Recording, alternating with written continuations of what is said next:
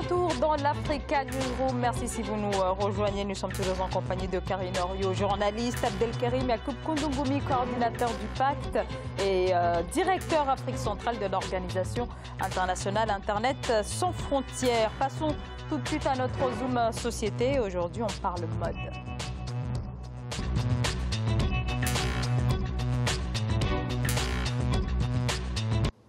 Et le stylisme africain est en plein essor avec des créateurs qui, hors du continent, continuent de revendiquer pleinement leur héritage africain, à l'instar d'Iman Aïssi, le styliste franco-camerounais qui vient de dévoiler à Paris sa toute dernière collection. Voyez ce reportage d'Amadou Njoya, Hortense Assaga et Fanny Mounichi. C'est très ému que le styliste camerounais Iman Aïssi est venu saluer son public présent à la fondation Mona Bismarck à Paris. Retour en arrière sur cet événement, Paris vit sa traditionnelle semaine de la mode avec des défilés de grands créateurs dont Iman Aïssi qui présentait là sa collection printemps-été 2019 intitulée Karaloga. Alors Karaloga, ça signifie déjà catalogue en langue béti du Cameroun. Et j'ai voulu montrer aux yeux du monde les préjugés qu'on fait à l'Afrique, les images toutes faites, les clichés, de dire que l'Afrique mérite mieux que ça. C'est en effet un catalogue de matières, de coupes, de silhouettes issues des meilleurs textiles africains et de coupes actuelles qu'on a pu feuilleter durant le défilé. Toujours dans le style Aïssi, reconnaissable par son audace et son originalité. Loin des clichés et du façon souvent collé à l'Afrique. Si on ne revient pas à l'arrière, on ne peut pas évoluer non plus. L'histoire ancienne, refléter les choses anciennes, ça peut que me profiter. C'est plutôt avantageux pour moi, pour avancer. Donc, refléter les vieilles images, revoir, par exemple, chez les Bamoun, les images à l'ancienne, chez les Bamileke, chez les Bétis, tout ça, moi, ça m'inspire. Donc, je ne peux pas dire que je peux avancer sans m'inspirer du Cameroun, de l'Afrique, de Paris, là où j'ai vécu, du monde. Donc, pour moi, c'est important. S'affirmer sans extravagance, moderniser, proposer du beau, du chic, du portable. Tel est le combat que mène le créateur depuis ses premiers pas dans la mode. C'était il y a 25 ans. Et cela lui réussit car il est l'un des rares Africains à figurer régulièrement au calendrier des défilés parisiens avec sa marque. Grâce à son savoir-faire, le monde reconnaît désormais l'Afrique à travers sa mode. Alors, Iman Aïssi, parmi beaucoup d'autres créateurs africains, on parle notamment de Stéphanie Mourou, Karim Tassi, qui, voilà, je le disais tout à l'heure, on l'a vu également dans le reportage, qui revendique pleinement l'héritage africain. Ce sont ceux-là qui font véritablement aujourd'hui la mode africaine. Et comment vous expliquez, Karine Orio, cet engouement autour de... Alors je pense que ce qu'il faut quand même saluer, c'est que Iman Aïssi est quand même un des créateurs qui depuis toujours a toujours eu du talent. Peut-être que le monde entier le découvre aujourd'hui, mais ça fait quand même 25 ans qu'il est dans la mode. C'est un ancien mannequin qui était sur toutes les affiches à Paris, qui est un très bon danseur, etc. Et qui n'a pas fait de la mode uniquement un passe-temps, mais qui est un véritable créateur dont on peut être fier aujourd'hui parce que au-delà du fait qu'il dessine, etc., mais il fait redécouvrir tous les textiles africains. Il y a encore 3 ans, tout le monde entier parlait uniquement du wax parce que le wax était sorti du continent. Alors que voilà, quand on assiste au défilé d'Iman Aïssi, on sait très bien qu'on va avoir une variété de textiles africains, qu'il maîtrise les matières, qu'il maîtrise les coupes, etc. Il sait de quoi il parle. Et comme on l'a dit dans votre reportage, c'est un des seuls qui, à chaque fois qu'il y a les Fashion Week, figure toujours dans le calendrier. Donc c'est quand même une fierté, mais c'est un travail. C'est quelqu'un qui bosse, qui travaille énormément, qui a son modèle économique qui est bien rodé, qui n'est pas uniquement là pour le strass et les paillettes, mais c'est un bosseur. Et je pense que, voilà, un travail d'artisan, il le revendique. Et puis, son héritage qui est bien là. Je pense qu'aujourd'hui, quand on vit effectivement hors de nos frontières, on n'a pas besoin de prouver qu'on est africain, etc. Il fait des tenues qui sont portables par tout le monde et il se vend à Paris. Il est un créateur d'abord français, bien sûr, mais qui a des origines camerounaises. Il l'a dit lui-même, il s'inspire de tous les tissus, des ethnies, toutes les ethnies. Donc je pense que c'est ça qu'il faut saluer. Abdelkarim Yacoub Poundougoumé, comment vous expliquez cet engouement ? Notamment autour de certains créateurs comme Iman Aïssi, par exemple. Le monde découvre la vraie Afrique. Cette Afrique de profondeur. Moi, j'aime bien parce que le subconscient de l'imaginaire occidental, oriental ou de l'Asie, c'est toujours, quand on parle de l'Afrique, on cherche dans les boutiques de déguisement. Quand on va chercher des habits africains, on va aller dans des boutiques de déguisement. Mais là, les Africains, je crois, sont en train de prendre conscience de la situation. Pour changer l'image que le monde a à l'Afrique, ce n'est pas au monde de le faire, mais c'est aux Africains de le faire. Parce que cette image de l'Afrique a été construite sur de fausses idées et de fausses images pendant des décennies. Donc maintenant, comment déconstruire cette construction coloniale, post-coloniale, qui ont rendu l'Afrique complètement sauvage ou l'image qu'on a maintenant, c'est aussi à ces acteurs engagés qui portent l'Afrique en eux et qui l'expriment de façon à imposer ce dont le monde ne connaît pas de l'Afrique. Cette beauté de l'Afrique, l'intérieur de l'Afrique, de ce qu'on vit, et moderniser cette tradition qu'on a, de les mettre sur le plateau au même niveau de l'excellence mondiale. Je crois que c'est ça. Moi, je suis très, très heureux. Je ne connais pas la mode. Je ne connais pas, justement, maintenant, pour justement de dire aux Africains, on doit s'y intéresser. Si on doit consommer africain, on doit encourager nos stylistes, même parce qu'on passe notre temps à consommer les styles des autres, à nous adapter au style des autres cultures. Mais je crois qu'il est temps maintenant que nos politiques puissent aussi mettre des politiques publiques et culturelles à encourager ces genres de créateurs, de stylistes, pour être les ambassadeurs de l'image de la vraie Afrique, pour porter notre culture, pour porter notre savoir-vivre et aussi montrer qu'on ne porte pas l'Africain pour se déguiser pour des fêtes ou pour juste des carnavals. Non, on peut porter le tissu africain, la mode africaine, le style africain dans des conférences à l'ONU, dans des séminaires, au bureau, que ce soit aussi, on peut le porter dans la rue comme Karine l'a dit tout à l'heure. Et cela, c'est un travail de construction de longue haleine qu'il faut vraiment soutenir et j'en suis vraiment fier. Oui, alors, oui, Karine. J'avais juste un dernier mot quand même à dire sur le fait qu'effectivement la vulgarisation en fait, des textiles africains n'a pas commencé aujourd'hui. Je pense que Iman est un pionnier, il faut le dire clairement, sur la place parisienne. Les grandes maisons de couture se sont vachement déjà inspirées des textiles africains plusieurs fois. Je pense notamment à Hermès qui s'est inspiré d'un tissu africain en allant justement prendre un tissu dans la région des Grassfields au Cameroun.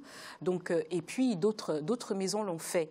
Il y a 2 ans, c'était la mode au tissu africain. On s'inspirait dans la décoration, etc. Mais je pense que la conscientisation ne doit pas être uniquement mise en place par les politiques.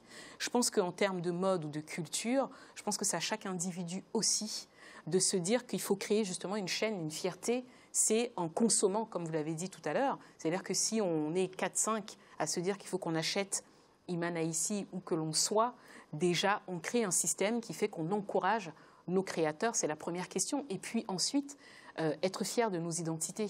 Il n'y a pas qu'une seule identité africaine, on l'a dit, il y a plusieurs identités. Il n'y a pas qu'un seul textile, il y en a plusieurs. Et je pense que c'est important aussi que nous-mêmes, on se conscientise et qu'on encourage ces créateurs. Iman est un des seuls qui continue à présenter ses collections. Il y en a beaucoup qui ont essayé, qui se sont cassés la gueule. Il ne faut pas oublier que c'est un domaine qui est un domaine assez difficile quand même et que c'est à nous aussi d'encourager cela. Non, mais moi je n'ai pas dit que... en fait, quand j'ai dit politique publique, ça veut dire que pour avoir l'excellence, on devait organiser par exemple Fashion Week en Afrique. Qu'on puisse organiser des concours de stylistes africains, qu'on essaye... Oui, mais c'est pas connu, c'est pas connu. Moi, quand je parle de vulgarisation, ça veut dire qu'il faut qu'il soit du haut niveau, parce que là, quand on dit la haute couture, même en France, c'est pas n'importe qui peut l'avoir, qui peut l'acquérir. Donc la démocratisation, la vulgarisation, ça va dans aussi... c'est là où j'ai dit l'accès de tout le monde. l'accès de monsieur tout le monde à la culture africaine, aux chemises africaines, aux stylistes africains. Alors finalement, vous soulevez la question de savoir pourquoi les créateurs africains sont, en tout cas pour certains, sont surtout connus en Occident et moins sur le continent, faute de mise en valeur de ces créateurs-là. Et je n'avais pas fini, hein, je disais juste que, voilà, en fait, je termine juste ma parole, je disais que, donc, en fait, c'est là où vous dites, c'est que si on met en valeur ces stylistes chez nous, parce que chez nous, les stylistes, c'est vu comme un second métier, ou même ce n'est même pas encouragé du tout, parfois, dans certaines cultures. On dit que c'est un tailleur, c'est tout. Mais non, donc c'est à nous, c'est là où j'ai dit, donc les politiques, ça veut dire de la mise en valeur au niveau local, avant d'aller au niveau global. Au niveau localement parlant, moi je préfère aussi qu'on mette le paquet des politiques publiques puissent aussi mettre en valeur, comme ils l'ont fait au Burkina. Sama Sankara l'a fait. Alors je pense qu'il ne faut pas confondre deux choses. Au Burkina, effectivement, la façon de tisser, quand les femmes burkinabéennes tissent, effectivement, c'est une particularité, c'est une spécificité que Sankara a encouragée. Maintenant, là où je pense qu'il ne faut pas confondre les choses, c'est que si on attend que le politique fasse pour nous suivre, ça n'ira jamais. Donc mon propos, c'est celui-ci, c'est que nous, en tant qu'Africains, où que l'on soit, qu'on soit sur le continent ou pas, il faut, encore une fois, qu'on se saisisse mieux de nos diverses identités. C'est juste cela. C'est-à-dire que, effectivement, c'est normal que Imane Aissi soit connu. Il est connu partout. Il est aussi bien connu au Cameroun, en Afrique, etc., qu'en France ou qu'en Chine. Mais, encore une fois, c'est un monsieur qui a un parcours exceptionnel, un ancien mannequin, voilà, qui a énormément de bouteilles. Mais je veux parler des autres créateurs. Il y a aussi une jeune génération qui crée quelque chose et qui est là. Mais nous, en tant qu'Africains, moi, si je vous pose la question aujourd'hui, c'est quel est le styliste ou le créateur ou le tailleur tchadien que vous allez plébisciter? Il faudrait que vous soyez capable de le faire. Il faudrait que... Justement, c'est pour là que je disais qu'on a... chacun d'entre nous, mais qu'on n'attende pas uniquement... On a des tailleurs tchadiens. Justement, c'est là où je vous dis, c'est qu'il ne faut pas qu'on le réduise au niveau de tailleur. Le styliste, ce n'est pas un tailleur. Le styliste, c'est différent. Voilà, quand vous me dites un tailleur tchadien, j'en connais 1000. Qui te font des habits mais formidables. Oui, mais maintenant, est-ce que... Attention, oui, voilà, c'est pour cela que j'ai dit, maintenant... Quand je dis la politique publique, ça ne veut dire pas forcément que les hommes politiques prennent des décrets pour imposer quelque chose. Non. C'est quand je dis politique publique, c'est vraiment assez global, dans l'aspect global de la chose. Aujourd'hui, pourquoi je dis qu'il faut que les hommes politiques puissent encourager? Mais les guirlandes, tout ce dont vous avez cité maintenant, qui le fait? C'est des industriels qui mettent des moyens à ces artistes-là pour qu'ils le fassent. Qu'ils mettent des infrastructures qu'ils le fassent. Aujourd'hui, en France, on met le palais, le grand palais, le petit palais à la disposition de ces créateurs, ils le font. Maintenant, chez nous, on a quoi? Rien. C'est pour ça que j'ai dit, on n'a pas des industriels qui encouragent ça. Non, mais on a des initiatives. Donc, en fait, je pense qu'il ne faut pas complètement, en fait... je ne dis pas politique, mais il faut économique, social, culturel. Il faut un mouvement global pour qu'on y ait. Et aussi, je suis parfaitement d'accord avec vous, consommer africain, consommer le style africain et le porter fièrement et l'imposer en l'adaptant à d'autres cultures, à d'autres latitudes, qu'on puisse s'imposer. Ça, je suis parfaitement d'accord. Il y a énormément d'initiatives, en tout cas, qui sont à souligner sur le continent. On a la Dakar Fashion Week qui est faite par Adama Paris, qui avait même organisé cette Fashion Week itinérante aussi à Paris, qu'il avait appelée la Black Fashion Week, qui est organisé tous les ans à Dakar. Il y a énormément d'initiatives en RDC. Il y a d'autres initiatives aussi. Au Burkina Faso, on a parlé du Burkina Faso, il y avait justement une Fashion Week qui était organisée, là encore, il y a quelques semaines.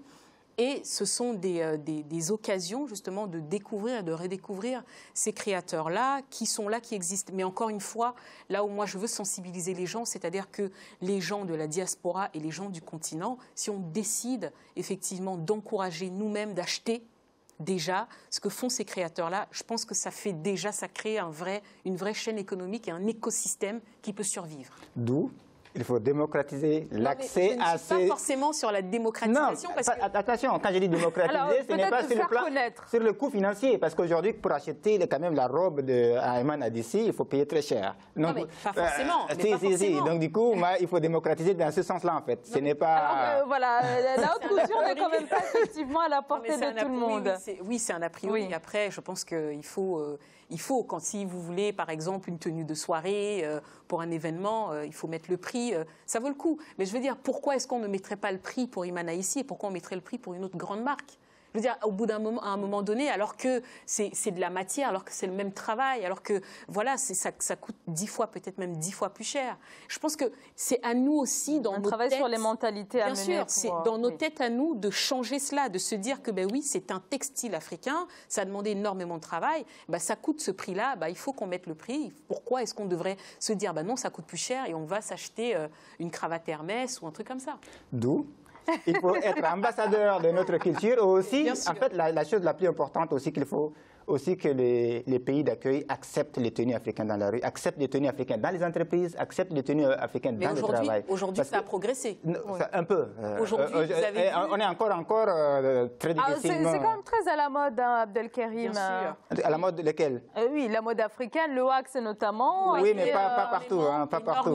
C'est vraiment limité. Ah ben non, mais vous avez vu toutes les... Alors là, c'est pas possible. L'année dernière, les collections étaient inspirées de l'Afrique. Oui, mais les collections... Pas uniquement, mais bien sûr, ça veut dire que... Mais l'inspiration africaine, ils l'ont toujours pris chez nous. On n'a pas dit que ça n'ont pas... Ils se sont toujours inspirés dans les collections africaines. Maintenant, ce que moi je demande, c'est que les stylistes africains prennent les choses en main. Sinon, ils ont tout copié sur l'Afrique. Jusqu'au sac à main est copié en Afrique. Merci. Donc, on finit cette émission sur une note de légèreté. Merci beaucoup à tous les deux. Merci Karine Orio. Je rappelle que vous êtes journaliste. Abdelkerim Yacoub Koundoungoumi, vous êtes le coordinateur du pacte et directeur Afrique centrale de l'organisation internationale Internet sans frontières. Et merci à vous, bien sûr, de nous avoir suivis à suivre le journal de la rédaction. Quant à moi, je vous retrouve demain. Bonsoir.